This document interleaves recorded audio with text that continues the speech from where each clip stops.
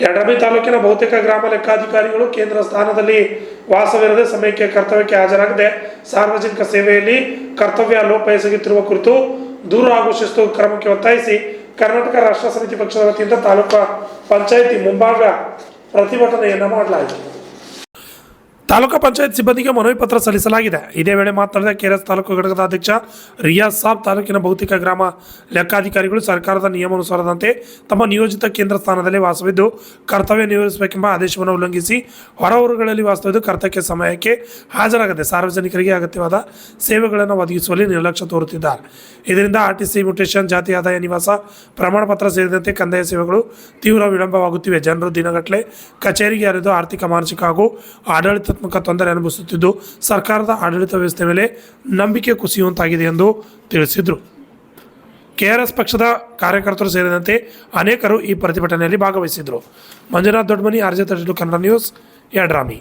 ಕರ್ನಾಟಕ ರಾಷ್ಟ್ರದಿಂದ ಬಿಡುಗಡೆ, ರಾಷ್ಟ್ರದಿಂದ ಬಿಡುಗಡೆ, ಬಿಡುಗಡೆ, ಬಿಡುಗಡೆ, ರಾಷ್ಟ್ರದಿಂದ ಬಿಡುಗಡೆ, ಬಸವಣ್ಣನ ಕಲ್ಯಾಣ ಕರ್ನಾಟಕ ನಿರ್ಮಿಸೋಣ, ಕುವೆಂಪುರ ಸರ್ವೋದಯ ಕರ್ನಾಟಕ ನಿರ್ಮಿಸೋಣ, ಲಂಚ ಮುಕ್ತ ಕರ್ನಾಟಕ ನಿರ್ಮಿಸೋಣ, ಭ್ರಷ್ಟಾಚಾರ ಮುಕ್ತ ಕರ್ನಾಟಕ ನಿರ್ಮಿಸೋಣ. ರವಿಕೃಷ್ಣ ರೆಡ್ಡಿ ಅವರಿಗೆ ಜಯವಾಗಲಿ, ರವಿಕೃಷ್ಣ ರೆಡ್ಡಿ ಅವರಿಗೆ ಜಯವಾಗಲಿ, ನಾಡ ಯೋಧ ಎಸ್ ಲಿಂಗೇಗೌಡರಿಗೆ ಜಯವಾಗಲಿ, ಸಿರಿಗನ್ನಡಂ ಜೈಲ್ಗೆ, ಸಿರಿಗನ್ನಡಂ ಬಾಳ್ಗೆ, ಸಿರಿಗನ್ನಡಂ ಜೈಲ್ಗೆ. ಸಿರಿಗನ್ನಡಂ ಬಾಳ್ಗೆ. ಬಂಧುಗಳೇ ನಮಸ್ಕಾರ.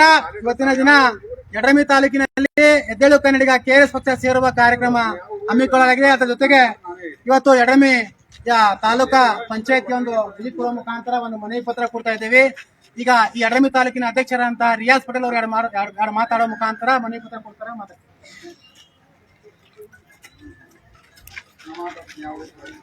ಬಂಧುಗಳೇ ನಮಸ್ಕಾರ. ನಾನು ಕೆಆರ್ಎಸ್ ಪಕ್ಷದ ಯಡ್ರಾಮಿ ತಾಲೂಕು ಅಧ್ಯಕ್ಷ. ಇವತ್ತು ಮನವಿ ಕೊಡ್ತಕ್ಕಿರ್ತಕ್ಕಂಥ ವಿಷಯ ಏನಪ್ಪಾ ಅಂತಂದ್ರೆ, ಯಡ್ರಾಮಿ ತಾಲೂಕಿನ ಪಂಚಾಯತ್ ಅಭಿವೃದ್ಧಿ ಅಧಿಕಾರಿಗಳು ಕೇಂದ್ರ ಸ್ಥಾನದಲ್ಲೇ ಇರಬೇಕಂತ ಆದೇಶ ಇದೆ. ಆದರೂ ಕೂಡ ಅವರು ಕೇಂದ್ರ ಸ್ಥಾನದಲ್ಲಿ ಇರ್ತಾ ಇಲ್ಲ. ಸಾರ್ವಜನಿಕರಿಗೆ ತುಂಬಾ ತೊಂದರೆ ಆಗ್ತಾ ಇದೆ, ನಿರ್ಲಕ್ಷ್ಯ ತೋರ್ತಾ ಇದ್ದಾರೆ. ಈಗ ನಾನು ಆದ ಮನವಿಯನ್ನ ಓದಿ ಹೇಳ್ತೇನೆ.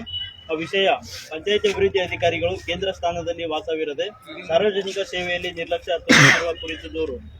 ಯಡ್ರಾಮಿ ತಾಲೂಕಿನ ಅನೇಕ ಗ್ರಾಮ ಪಂಚಾಯತ್ ಅಭಿವೃದ್ಧಿ ಅಧಿಕಾರಿಗಳು ಪಿಡಿಒ ಸರ್ಕಾರದ ಅಧಿನಿಯಮದಂತೆ ತಮಗೆ ನಿಯೋಜಿಸಿದ ಗ್ರಾಮ ಪಂಚಾಯಿತಿಯ ಕೇಂದ್ರ ಸ್ಥಾನದಲ್ಲಿ ವಾಸವಿರದೆ ಬೇರೆ ಊರುಗಳಿಂದ ಕಾರ್ಯನಿರ್ವಹಿಸುತ್ತಿದ್ದು ಸಮಯಕ್ಕೆ ಸರಿಯಾಗಿ ಕಚೇರಿಗೆ ಹಾಜರಾಗದೆ ಸಾರ್ವಜನಿಕರಿಗೆ ತೀವ್ರ ತೊಂದರೆಯಾಗುತ್ತಿದೆ. ಇದರಿಂದ ನರೇಗಾ, ಈ ಸ್ವತ್ತು ಪ್ರಮಾಣ ಪತ್ರ, ಮನೆ ಯೋಜನೆ, ಗ್ರಾಮ ಅಭಿವೃದ್ಧಿ ಕಾಮಗಾರಿಗಳು ಸೇರಿದಂತೆ ಅನೇಕ ಸರ್ಕಾರಿ ಸೇವೆಗಳು ವಿಳಂಬವಾಗುತ್ತಿದ್ದು ಜನರಿಗೆ ದಿನಗಟ್ಟಲೆ ಕಚೇರಿಗೆ ಅಲೆದಾಡುವ ಪರಿಸ್ಥಿತಿ ನಿರ್ಮಾಣವಾಗಿದೆ.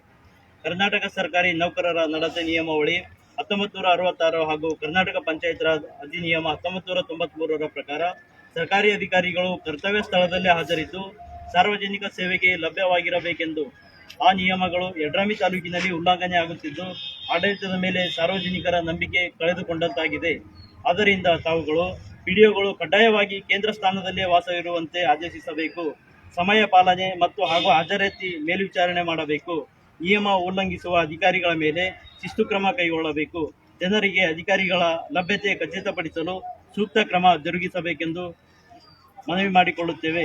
ಇದು ಸಾರ್ವಜನಿಕ ಹಿತದೃಷ್ಟಿಯಿಂದ ಸಲ್ಲಿಸಿರುವ ದೂರು ಆಗಿದ್ದು ತ್ವರಿತ ಕ್ರಮ ತೆಗೆದುಕೊಳ್ಳುವಂತೆ ವಿನಂತಿಸಿಕೊಳ್ಳುತ್ತಿದ್ದೇವೆ.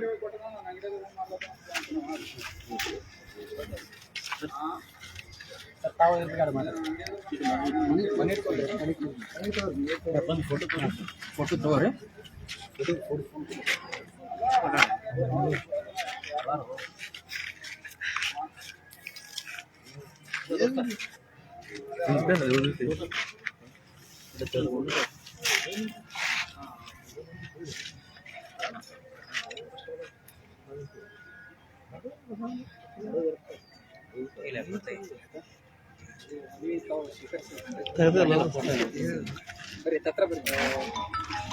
ಕರ್ನಾಟಕ ರಾಷ್ಟ್ರ ಸಮಿತಿ ಕೆಆರ್ಎಸ್ ಪಕ್ಷದ ವತಿಯಿಂದ ಜಿಲ್ಲಾಧ್ಯಕ್ಷರು ಮತ್ತು ನಮ್ಮ ತಾಲೂಕಿನ ಅಧ್ಯಕ್ಷರು ಕೂಡ ಈ ಒಂದು ಪದಾಧಿಕಾರಿಗಳ ಜೊತೆ ತಾಲೂಕು ಪಂಚಾಯತಿಗೆ ಆಗಮಿಸಿ ತಮ್ಮ ಒಂದು ಮನವಿಯನ್ನು ಕೊಟ್ಟಿದ್ದಾರೆ.